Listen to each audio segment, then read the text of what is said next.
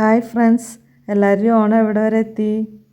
എൻ്റെ ഇന്നത്തെ recipe Onam special തൃശ്ശൂർക്കാരുടെ പുളിഞ്ചിയാണ് കേട്ടോ. ഈ പുളിഞ്ചിക്ക് ഇഞ്ചമ്പുളി, ഇഞ്ചിക്കറി എന്നൊക്കെ വേറെ പേരുകളൊക്കെ ഉണ്ട്. അപ്പോൾ തൃശ്ശൂർക്കാരധികം പുളിഞ്ചി എന്നാണ് പറയാറ്. അപ്പോൾ എല്ലാ സദ്യയിലും ഒഴിച്ചു കൂടാനാകാത്തൊരു വിഭവമാണ് പുളിഞ്ചി അല്ലേ. പ്രത്യേകിച്ച് ഓണം, വിഷു അങ്ങനെയുള്ള ആഘോഷങ്ങൾക്കൊക്കെ നമ്മൾ ഉണ്ടാക്കില്ലേ. എൻ്റെ അമ്മ ഉണ്ടാക്കുന്ന രീതിയിലാണ് കേട്ടോ ഞാൻ പുളിഞ്ചി ഉണ്ടാക്കുന്നത്. സദ്യയുടെ കൂടെ അല്ലാതെ തന്നെ നമുക്ക് തന്നെ തിന്നാൻ തോന്നും, അത്രയ്ക്ക് ടേസ്റ്റിയാണ് ഈ പുളിഞ്ചി. അപ്പോൾ നമുക്ക് റെസിപ്പിയിലേക്ക് കിടക്കാം. അതിനായിട്ട് ഞാനൊരു ഓറഞ്ചിൻ്റെ വലുപ്പത്തിലുള്ള പുളിയാണ് എടുത്തിട്ടുള്ളത് കേട്ടോ. അത് നമുക്ക് 2 കപ്പ് വെള്ളത്തിൽ കുറച്ച് നേരം കുതിർത്തെടുത്തതിന് ശേഷം നമുക്കൊരു അരിപ്പയിൽ അരിച്ച് ഒരു മൺകലത്തിലേക്ക് എടുക്കാം കേട്ടോ. പുളിഞ്ചിക്ക് നമ്മൾ എപ്പോഴും നല്ല കറുത്ത പുളി എടുക്കുന്നതായിരിക്കും ഏറ്റവും നല്ലത്. അപ്പോൾ നല്ല പുളിഞ്ചിക്കൊക്കെ നല്ല കറുത്ത കളർ കിട്ടും. അരിപ്പയിൽ ഇതേപോലെ അരിച്ചെടുക്കുമ്പോഴേ നമുക്ക് പുളിയുടെ കൊറ്റനൊന്നും അതിൽ വീഴാതെ നമുക്ക് നന്നായിട്ട് എടുക്കാൻ പറ്റും. അപ്പോൾ അതേപോലെ ചെയ്താൽ മതി. ഇനി നമുക്ക് സ്റ്റൗ കത്തിച്ചതിന് ശേഷം മൺകലം വെച്ച് അതിലേക്ക് 1 സ്പൂൺ മഞ്ഞൾപ്പൊടി ഇട്ട് കൊടുക്കാം. പിന്നെ 3 സ്പൂൺ മുളക് പൊടി, പാകത്തിന് ഉപ്പും ഇട്ട് കൊടുക്കാം. പിന്നെ 250 ഗ്രാം ഇഞ്ചിയാണ് ഞാനിവിടെ അരിഞ്ഞ് വെച്ചിട്ടുള്ളത്. അത് കുറച്ച് ഇട്ട് കൊടുത്തതിന് ശേഷം 4 പച്ചമുളക് അരിഞ്ഞതും ഇട്ട് കൊടുക്കണം.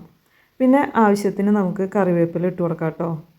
പിന്നെ 1 സ്പൂണ് വെളിച്ചെണ്ണ ഇതിലേക്ക് ഉറ്റിച്ച് കൊടുക്കാം. അതെന്തിനാണെന്ന് വെച്ചിട്ടുണ്ടെങ്കിൽ നമുക്ക് ഇത് തിളച്ച് വരുമ്പോൾ ഇങ്ങനെ പുറത്തേക്ക് തൂവി പോകാണ്ടിരിക്കാനായിട്ട് നമുക്ക് 1 സ്പൂൺ വെളിച്ചെണ്ണ നമുക്ക് അതിലേക്ക് ഒഴിച്ച് കൊടുക്കാം. അതിന് ശേഷം മൂടി വെച്ച് നമുക്ക് വേവിക്കാം.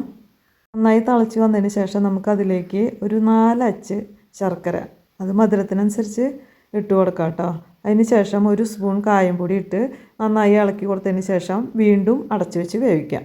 പിന്നെ ശ്രദ്ധിക്കേണ്ട ഒരു കാര്യം എന്ന് പറഞ്ഞാൽ പുളിഞ്ചി ഇടയ്ക്കിടെ നമ്മൾ ഇളക്കി കൊടുക്കാൻ മറക്കണ്ട കേട്ടോ. കാരണം മൺകലായതുകൊണ്ട് ചിലപ്പോൾ അടി പിടിക്കാൻ സാധ്യതയുണ്ട്. അപ്പോൾ അതുകൊണ്ട് അത് നമ്മൾ ശ്രദ്ധിക്കണം.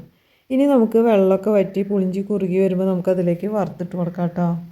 വെളിച്ചെണ്ണയിൽ വറുത്തിട്ട് കൊടുക്കുന്നതാണ് ഏറ്റവും നല്ലത്. അപ്പോൾ ഞാനിവിടെ വെളിച്ചെണ്ണയിൽ 1 സ്പൂൺ കടുകും 1 സ്പൂൺ ഉലുവ, പിന്നെ വറ്റൽമുളക് ആവശ്യത്തിന്, പിന്നെ ആവശ്യത്തിന് കറിവേപ്പില, പിന്നെ നമ്മൾ മാറ്റി വെച്ച ഇഞ്ചി അരിഞ്ഞതുണ്ടല്ലോ അത് ഇട്ട് കൊടുക്കാം. വേണമെന്നുണ്ടെങ്കിൽ പച്ചമുളക് അരിഞ്ഞത് ഇട്ട് കൊടുക്കാം. ഞാൻ ഇവിടെ ഇട്ടിട്ടില്ല. അതിന് പകരം വറ്റമുളക് ഇട്ട് നന്നായി മൂപ്പിച്ചെടുത്തതിന് ശേഷം പുളിഞ്ചിയിലേക്ക് ഒഴിച്ചു കൊടുക്കാം. അപ്പോൾ ഓണം സ്പെഷ്യൽ പുളിഞ്ചി റെഡി ആയിട്ടുണ്ട്. എൻ്റെ വീഡിയോ എല്ലാവർക്കും ഇഷ്ടപ്പെട്ടെന്ന് കരുതുന്നു. എൻ്റെ ചാനൽ സബ്സ്ക്രൈബ് ചെയ്യാനും ലൈക്ക് ചെയ്യാനും ഷെയർ ചെയ്യാനും മറക്കരുത്. അപ്പോൾ എല്ലാ കൂട്ടുകാർക്കും എൻ്റെയും എൻ്റെ ഫാമിലിയുടെയും ഓണാശംസകൾ. അടുത്ത വീഡിയോ വരും വരയ്ക്ക് ബൈ ബൈ.